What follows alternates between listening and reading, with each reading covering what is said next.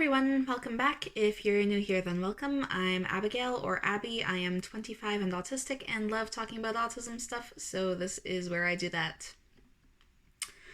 I did not plan to cover two big Canadian things this close together, but here we are. The nightmare that is Bill C-7 has been voted on by the MPs, and I'm angry about it, so I'm talking about it. I'm going to try to do this without talking too much about the Canadian political system. I don't have the energy to try to explain it all right now. I am probably about to out myself as a major socialist, but I'm also a queer disabled Métis person, so that shouldn't be a huge shocker. Given that this topic is on ableism in healthcare and medical assistance in dying, I feel that I need to attach a trigger warning to this video, so there's that.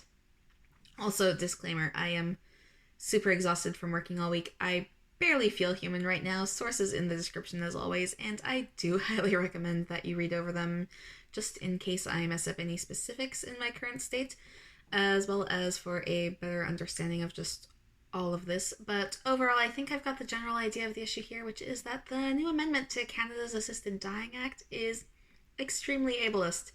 So here we go with that.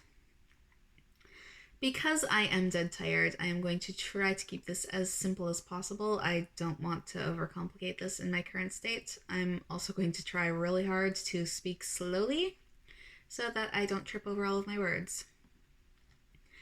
Basically, there is a new amendment to Canada's Assisted Dying Act that is currently in the process of becoming law.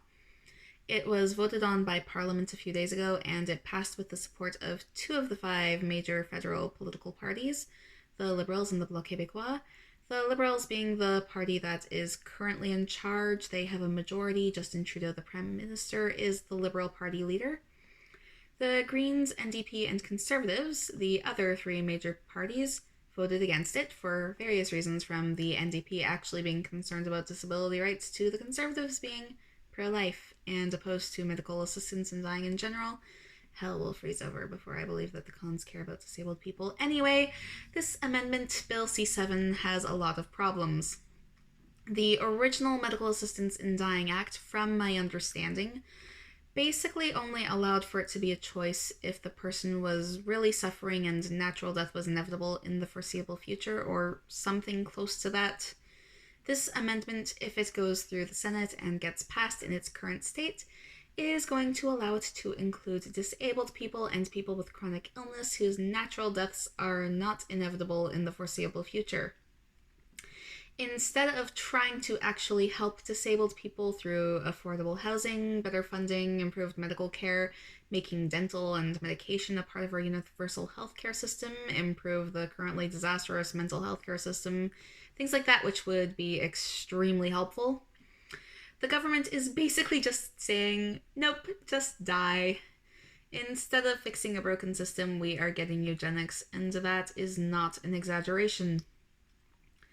There are so many stereotypes and ableist assumptions that people are better off dead than disabled. Just look at the anti-vaxxer community and the fact that they exist. So many people already genuinely believe that a disabled life is not worth living, that there is a lower quality of life, that it is a fate worse than death. This would be writing into law the assumption that a disabled life is not worth living. This has the potential to railroad disabled people and people with chronic illnesses into a choice that isn't really a choice, either die slowly through a lack of care and support, or just die quickly with the help from a doctor. Disability advocates have every right to be concerned about this, and have been voicing these concerns for months. There are concerns that doctors won't see a need to provide proper care to patients, or that doctors will push this choice onto patients.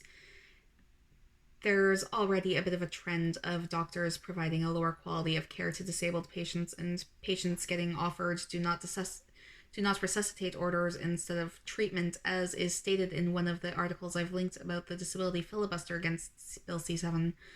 In that same article, it states that writer Monica Gartner, who uses a wheelchair and has a condition where her bones break or fracture easily, echoed this in her online testimonial. She described how, during a hospital trip for a broken arm, a nurse whispered in her ear that she could fly away if she wanted to. And this is all without Bill C-7. This is eugenics, and this is unacceptable. This isn't law yet. It's getting sent back to the Senate again in the next few days, if I understood the timeline on this correctly. And if the Senate passes it unchanged, then this will be the law. I hope that this doesn't get approved and that the voices of disability rights activists are heard, because this has the potential to be a full-scale nightmare.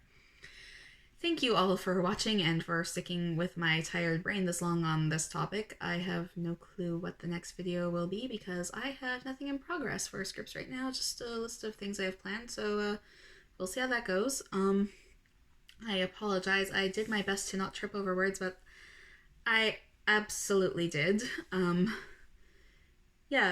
Thanks for watching, and I will see you all in the next video, whatever that may be. Bye.